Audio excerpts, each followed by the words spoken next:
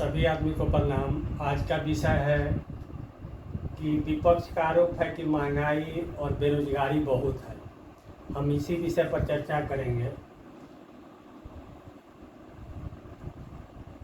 कोई भी सरकार पूरे देश में 10 साल चलाती है तो कुछ स्वाभाविक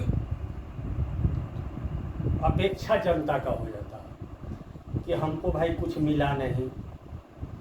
10 साल सरकार चला तो व्यक्तिगत लाभ नहीं मिला कुछ, तो सरकार के प्रति ऐसे भी लोगों का मतलब एक नाराजगी दिखता है और सभी आदमी को अपेक्षा जो है बहुत ज़्यादा होता है। तो आज हम महंगाई और बेरोजगारी पर बात करेंगे। क्या वास्तव में महंगाई है? हम एक घटना सुनाते हैं। जब हम 1990-88 में थे तो उस समय समोसा 25 पैसा में मिलता था। उस समय 1 से 1.5 रुपया किलो आलू मिलता था।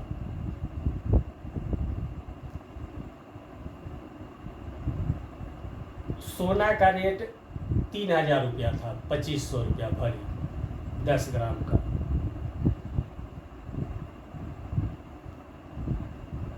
तो 2014 में जब मोदी जी सत्ता में आए तो उस वक्त क्या रेट था?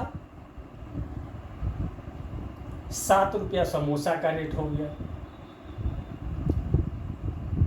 सोना का रेट पहुंच गया 32,000 रुपया।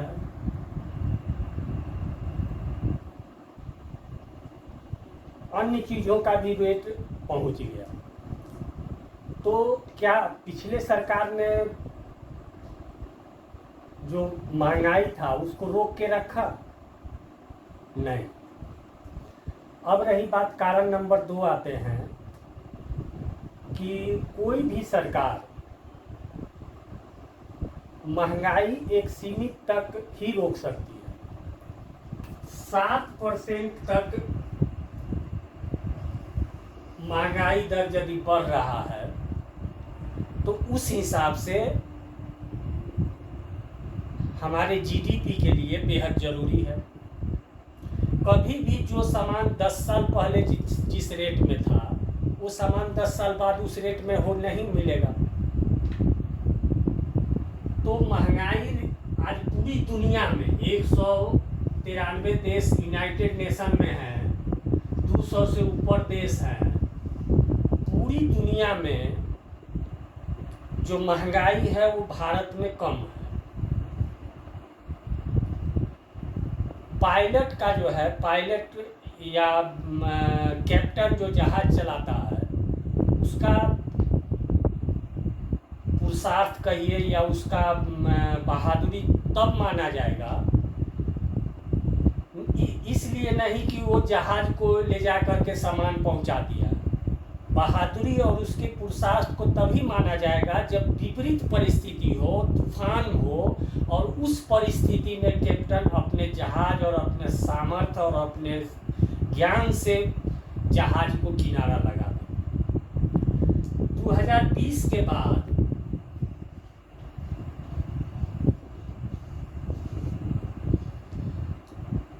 कोरोना आया। 2 साल तक कई फेज में कोरोना आया। पूरे विश्व में सब जगह लॉकडाउन रहा। उसके बाद दूसरा जो परिस्थिति आया, रसिया और यूक्रेन का वार। उसके बाद भी मोदी जी सरकार का ये मतलब बहुत बड़ा काबिलियत है कि उन्होंने पूरे विश्व में जो महंगाई है उसको इस परिस्थिति में आने के बाद, जबकि इजराइल और फिलिस्तीन हमास का लड़ाई है गाजा पर, ईरान का टेंशन है, उस चाइना का जो है उसका जो है वहाँ पर जो है महंगाई बढ़ा हुआ है। अमेरिका का महंगाई, इटली का महंगाई, तुर्की का महंगाई, चाइना का जीडीपी घट रहा है। चाइना का जीडीपी 2 से 2.5% बढ़ रहा है। कोई भी देश का यदि उसका जीडीपी घटता है तो किसी दूसरे पर प्रभाव पड़ता है, लेकिन उस परिस्थिति में भी मोदी जी और उनके टीम ने, चाहे वो जयशंकर प्रसाद हो, चाहे वो अजीत डोभाल हो, चाहे उनका मंत्रिमंडल हो, पूरी टीम लगन और मेहनत से इस 4 साल में विपरीत परिस्थिति होने के बाद भी रुपया का अवमूल्यन को रोका, महंगाई को रोका। रही बात बेरोजगारी, बेरोजगारी तो कहाँ है बेरोजगारी? ये बात तो हमको विपक्ष ही सिद्ध कर देगा कि बेरोजगारी नहीं है। तमाम जो इंडी गठबंधन के लोग कहते हैं कि बेरोजगारी है, तो इंडी गठबंधन से ही हम सिद्ध करवा देंगे कि बेरोजगारी नहीं है। विपक्ष का काम होता है कि सरकार के नीतियों का विरोध करना। पूरे 10 साल में यदि विपक्ष को लगता था कि महंगाई बढ़ रहा है, बेरोजगारी है, तो आपसे 140 करोड़ जनता से हम पूछना चाहते हैं, और कांग्रेस तमाम दलों से जो इंडी गठबंधन बनाए हुए हैं, एक बार भी पूरे देश में बेरोजगारी के नाम पर या महंगाई के नाम पर एक भी आंदोलन किए हों?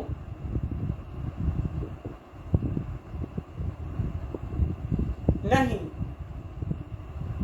जबकि ये उनका फर्ज है। आंदोलन नहीं किए, और जनता ने भी कहीं पर भी ऐसा धरना प्रदर्शन या आंदोलन नहीं किया पूरे 10 साल में, न बेरोजगारी पर न महंगाई पर। इसका मतलब कि नहीं है महंगाई न बेरोजगारी है। सरकारी नौकरी ही पा जाना सबसे बड़ा रोजगार नहीं होता।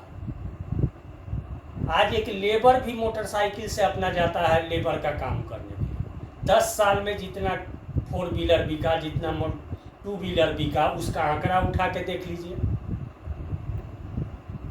अब आते हैं कि ये दोनों बात तो विपक्ष ही सिद्ध कर दिया कि ना भ्रष्टाचार था, तो आपने आंदोलन क्यों नहीं किया? जबकि आपने सीएए और एनआरसी के लिए 9 महीना तक आंदोलन किया। किसान आंदोलन 6 महीना 7 महीना चला, लेकिन कभी बेरोजगारी और महंगाई पर आंदोलन नहीं हुआ। जबकि सीएए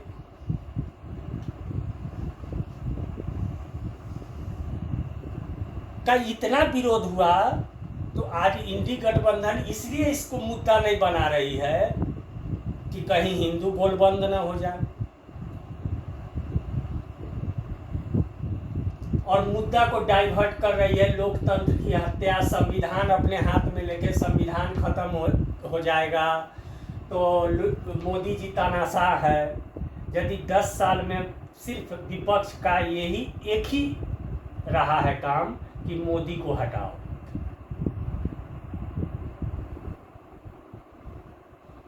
यदि ये लोग चाहते कि हम अपने सरकार में आए तो शायद उससे ज्यादा फायदा होता। सीएए में ऐसा कहां पर है जिसका विरोध एनआरसी का किया जाए? लोग कहता है कि ये सीएए जो है मतलब कि धर्मनिरपेक्षता के खिलाफ है, इसमें सिर्फ हिंदू को रखा गया। तो भाई हिंदू तो मॉरिशस में भी है, हिंदू नेपाल में भी है, हिंदू श्रीलंका में भी है, हिंदू इंडोनेशिया में भी है, हिंदू फिलीपींस में भी है, हिंदू अन्य देश में भी है, कनाडा में भी है। मोदी सरकार ने ऐसा क्यों कहा कि सीएए के अंतर्गत सिर्फ बांग्लादेश, पाकिस्तान और अफगानिस्तान के ही हिंदू आके यहाँ पर नागरिकता प्राप्त कर सकते हैं? हाँ, एक जगह मोदी जी गलती किए हैं। मोदी जी को तो जहां बाघा बॉर्डर है वहां पर एक टेंट गिरा देना चाहिए, और जो भी उधर से पाकिस्तान से आते हैं वहीं पर एक आदमी को रखना चाहिए कि भाई आप लो नागरिकता का पर्ची। ये 6 साल का क्या मतलब? एक भी देश ऐसा होना चाहिए जहां से कहीं भी से हिंदू को लगाता है कि हमारे धार्मिक अधिकारों का हनन हो रहा है, या जो हम पर ऐसा कोई परिस्थिति उत्पन्न हो रहा है जिससे हम अपने आस्था को स्थिर नहीं कर सकते हैं या नहीं मान सकते हैं, तो उनको एक देश ऐसा होना चाहिए जहां पर आने से उनको अपनी आस्था और अपने संस्कार और अपने धर्म को मानने की आज़ादी हो। मोदी जी चाहते तो नेपाल के भी बारे में बोल सकते थे। उस पर हम वीडियो एक बनाए और विस्तृत हल्का हम चर्चा किए। एनआरसी क्या गलत कानून था?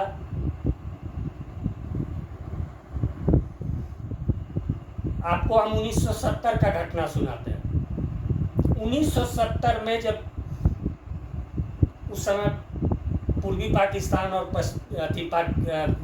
पाकिस्तान था, पश्चिमी पाकिस्तान, 46% आबादी पाकिस्तान की थी और 54% आबादी बांग्लादेश की थी। यानी बांग्लादेश से 8% आबादी, पाकिस्तान से 8% आबादी बांग्लादेश का था, इसलिए उसका सीट भी ज़्यादा था। इसलिए वहाँ के बांग्लादेश के चुनाव में मुजीबुर रहमान को ज़्यादा सीट मिला। बांग्लादेश की आबादी ज़्यादा थी। 1970-71 के बाद से अभी तक ना तो बांग्लादेश ने कोई फैमिली प्लानिंग का कोई काम किया, ना ही ऐसा कुछ किया, ना कोई ऐसा लगा कि बहुत बड़ा शिक्षण दे दिया हो या बहुत बड़ा आंदोलन चलाया हो, बहुत बड़ा प्रचार किया हो जिससे कि आबादी वहाँ का कम हो जाए। आज पाकिस्तान की आबादी 24 करोड़, बांग्लादेश की आबादी 17 करोड़। भारत का आबादी बढ़ा, पाकिस्तान की आबादी बढ़ी, लेकिन बांग्लादेश की आबादी उस हिसाब से नहीं बढ़ा। बहुत होता ठीक है, हम मानते हैं कि बांग्लादेश में बहुत नॉलेज वाले आदमी पैदा हो गए, बहुत पढ़े लिखे लोग हो गए, तो बहुत होता तो पाकिस्तान और बांग्लादेश का आबादी एक बराबर होता।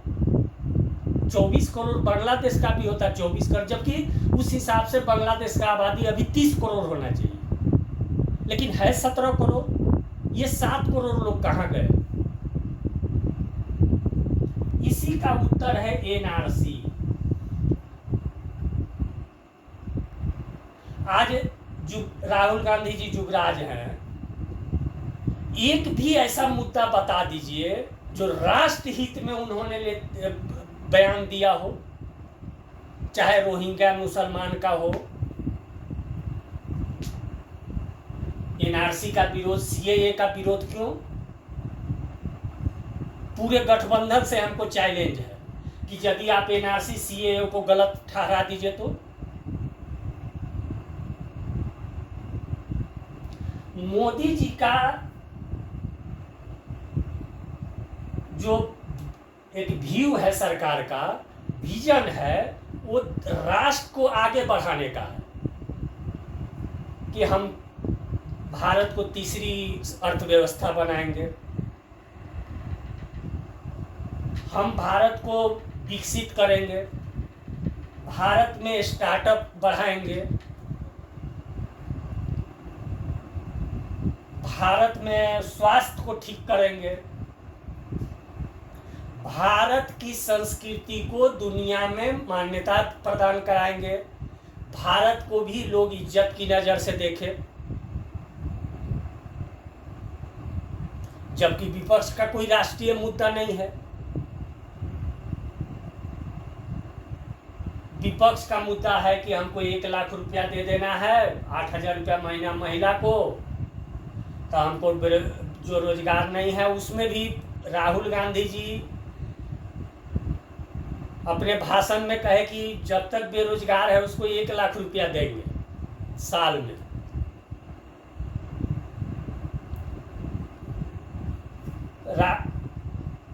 उसके बाद उन्होंने लगा कि भाई 1 लाख रुपया देना तो संभव नहीं है, तो उन्होंने कहा कि नहीं 1 वर्ष के लिए देंगे कि वो ताकि ट्रेनिंग वगैरह करे। प्रत्येक महिला को 1 लाख रुपया प्रति वर्ष देना, यानी 65 से 66 लाख महिला है, यदि 66 करोड़ महिला है, यदि इसमें से 11 करोड़ महिला को हम निकाल दें, जो या तो सर्विस वाले होंगे या बहुत पैसा वाले होंगे, 11 करोड़, तो 55 करोड़ महिला को प्रति वर्ष 1 लाख देना, यानी कि 55 लाख करोड़ प्रति वर्ष ये अनुदान हो गया। क्या ये दे पाएंगे? और दे पाएंगे तो किस क्षेत्र से काट के देंगे? या तो वो विकास रोड का पैसा काट के दें, या इसरो का पैसा काट के दें, या वो रक्षा क्षेत्र का पैसा काट के दें, इन सब पैसा काट के ही पैसा देंगे।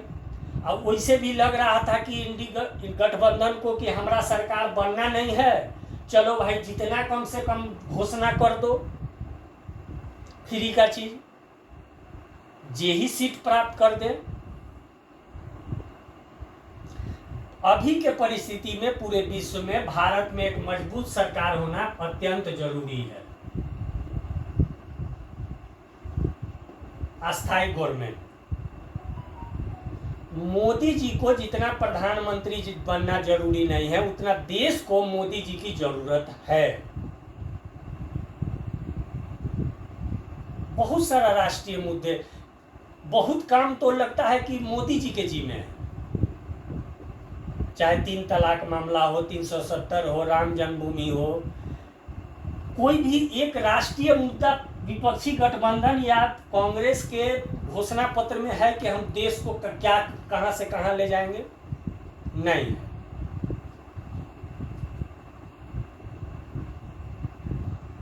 बेरोजगारी 10 साल में, आज से 2014 में कई स्कूल, चाहे प्राइवेट स्कूल हो चाहे सरकारी स्कूल में, बहुत कम बच्चा जाया करते थे। आज उससे 3 गुना बच्चा, 4 गुना बच्चा स्कूल में जा रहे हैं। घर घर से लोग कम से कम ग्रेजुएशन तो जरूर करवा रहा है, चाहे वो महिला हो या लड़का हो या लड़की हो। एक साथ इतना यदि ग्रेजुएट होगा तो सबको तो सरकारी नौकरी दिया नहीं जा सकता है। तीसरा कि अब कंप्यूटर का जमाना आ गया, बहुत सारे लोगों का काम कंप्यूटर से हो जा रहा है, तो यदि सरकारी नौकरी नहीं मिल रहा है तो उसको तो डाइवर्ट होकर बिजनेस पर जाना होगा। इतना काम हो रहा है, सब जगह रोजगार मिल रहा है लोगों को, और यदि नहीं मिल रहा है तो भी आप ये सिद्ध नहीं कर सकते, ये बोल नहीं सकते हैं विपक्षी कि रोजगार और महंगाई है। इसलिए कि आपने 10 सालों तक रोजगार के मुद्दे पर, ना महंगाई के मुद्दे पर एक भी आंदोलन आपने नहीं किया, ना ही कहीं धरना प्रदर्शन किया। इसका मतलब स्पष्ट है कि मोदी जी का सरकार सही दिशा में चल रही है। अब एक और हम सोच लेते हैं, एक बात पर एक्स्ट्रा चर्चा कर लेते हैं। 1950 में हमारा संविधान बना, 1947 में आज़ादी मिला। उस समय भारत का 1 रुपया डॉलर के बराबर था।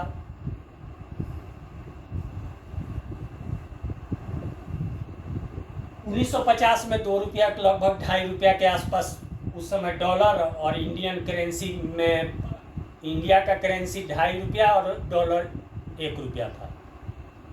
60 साल तक विपक्षी या अन्य मोदी जी से हट गया, अभी तो मोदी जी से हटके ही बोलेंगे,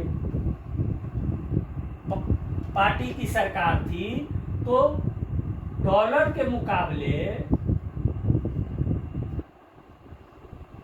69 या 70 रुपया तक कैसे पहुंच गया उस समय पैसा? रुपया का जो है डिवैल्यूएशन कैसे हुआ इस 60 साल में? ऐसा तो नहीं हुआ कि डॉलर 10 रुपया था और मोदी जी आके 82 रुपया कर दिए। 10 साल में मोदी जी 1.2% के हिसाब से आज 82 या 82, 82.5 या 83 के आसपास डॉलर है। इस परिस्थिति में कि रूस यूक्रेन वार, कोरोना का मार, इजराइल गाजा का वार, ईरान का संकट, इस परिस्थिति में पूरे देश विश्व में मंदी, उस सभी देशों का रुपया गिर रहा है, उस परिस्थिति में भी 1.2% ही हमारा रुपया गिरा, जबकि 60 साल में भी 1.2% रुपया गिरा।